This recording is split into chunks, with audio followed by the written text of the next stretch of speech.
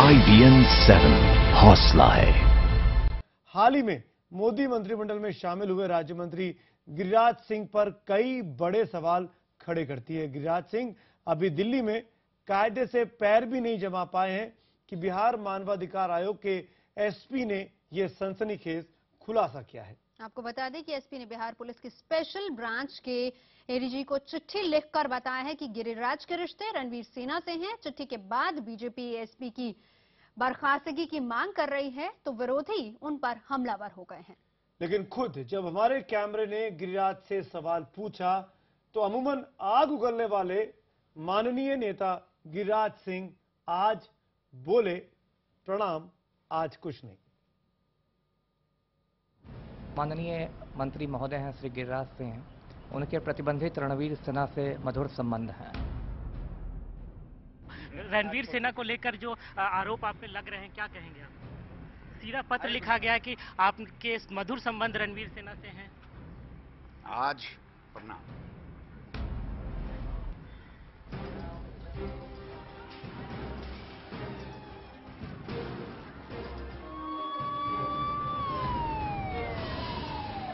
रणवीर सेना बिहार में कई नरसंहारों को अंजाम देने वाली सवर्णों की हथियारबंद सेना, वो संगठन जो प्रतिबंधित है।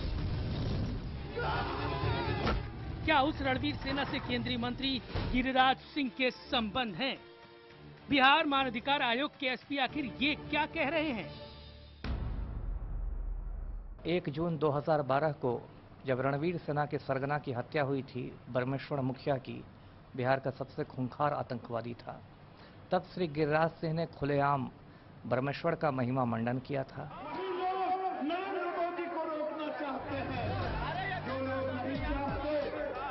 गिरिराज सिंह बिहार के वो नेता जिन्होंने मोदी विरोधियों को पाकिस्तान जाने की सलाह दी, जिनके घर से चोरों ने 1.25 करोड़ के गहने और रुपए चुराए तो उसकी बरामदी के बाद उस रुपए को उन्होंने अपने भतीजे का बताया। अब उन पर एक और आरोप लगा है, लेकिन उन्होंने IBN 7 के कैमरे पर इन आरोपों को लेकर कुछ भी कहने से इनकार कर दिया। रणवीर सेना को लेकर जो आरोप आप पे लग रहे हैं, क्या कहेंगे आप? सीधा पत्र लिखा गया है कि आपके मधुर संबंध रणवीर सेना से हैं। आज प्रणाम। गिरिराज भले ही ना बोले, लेकिन सच ये है कि राज्य मानवाधिकार आयोग के एसपी अमिताभ दास ने बिहार पुलिस की स्पेशल ब्रांच के एडीजी को एक चिट्ठी लिखकर बाकायदा ये रिपोर्ट दी है। यही नहीं, उन्होंने चिट्ठी में बाकायदा ये भी लिखा है कि गिरिराज सिंह के रणवीर सेना से संबंधों की जानकारी IB यानी इंटेलिजेंस ब्यूरो को दी जाए। वे बरमेश्वर के पैतृक गांव गए थे और वहां जाकर उन्होंने उस खूंखार आतंकवादी को श्रद्धांजलि दी थी। तो इसलिए मैंने इन तथ्यों से अवगत कराया है और मैं चाहूंगा कि इस पूरे मामले की IB के द्वारा, इंटेलिजेंस ब्यूरो के द्वारा जानकारी हो। हालांकि अमिताभ दास की इस रिपोर्ट के बाद मानवाधिकार आयोग के अध्यक्ष ने उन्हीं को कारण बताओ नोटिस भेज दिया। राज्य मानवाधिकार आयोग के अध्यक्ष बिलाल नजाकी ने नोटिस जारी कर अमिताभ से 7 दिनों में जवाब मांगा है कि आखिर आयोग की ओर से इस तरह की रिपोर्ट उन्होंने स्पेशल ब्रांच को क्यों और कैसे दी। उधर केंद्रीय मंत्री गिरिराज सिंह भले ही कैमरे पर चुप रहे, लेकिन ट्विटर पर उन्होंने खुद अमिताभ दास पर गंभीर आरोप जड़ दिए, तो बीजेपी ने भी इसकी कड़ी निंदा की। अमिताभ के दास जो मुझ पर आरोप लगा रहे हैं, वो वही शख्स हैं जो बलात्कार और घोटालों के मामलों के आरोपी हैं। उनके शव यात्रा में तो जदयू के बहुत सारे लोग गए, सभी पार्टियों के लोग गए, लेकिन मुख्य बात यह है कि यह अमिताभ कुमार दास के अधिकार क्षेत्र में नहीं आता है। ऐसे अधिकारी को अविलंब निलंबित किया जाना चाहिए। गिरिराज सिंह ने इस ट्वीट में जिस निकू का जिक्र किया है उसे नीतीश कुमार से जोड़ा जा रहा है। इसीलिए कहा जा रहा है कि वो अमिताभ के दास पर नीतीश का आदमी होने का आरोप लगा रहे हैं। सच्चाई जो भी हो, लेकिन गिरिराज केंद्रीय मंत्री बनते ही सुर्खियों में है। विरोधियों को वार करने का एक और मौका मिला है।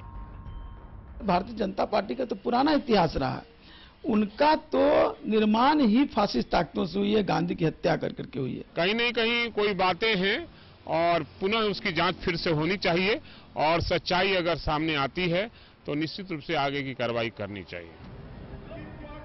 केंद्रीय मंत्री गिरिराज सिंह अपने तीखे और बेबाक बोल के लिए जाने जाते हैं, लेकिन अपने ऊपर लगे आरोपों का जवाब वो कब देंगे, इसका इंतजार सबको रहेगा। किसी भी सवाल का बेबाकी से जवाब देने वाले गिरिराज सिंह पर जब आरोप लगा तो वो भागते नजर आए, क्योंकि गिरिराज सिंह को यह पता है कि उनके सामने एक तरफ जातीय राजनीति है तो दूसरी तरफ कुर्सी खोने का डर, जो उनके सामने जवाब के साथ मुंह खोले खड़ा है। चंद्रमोहन कुमार, पटना, IBN 7।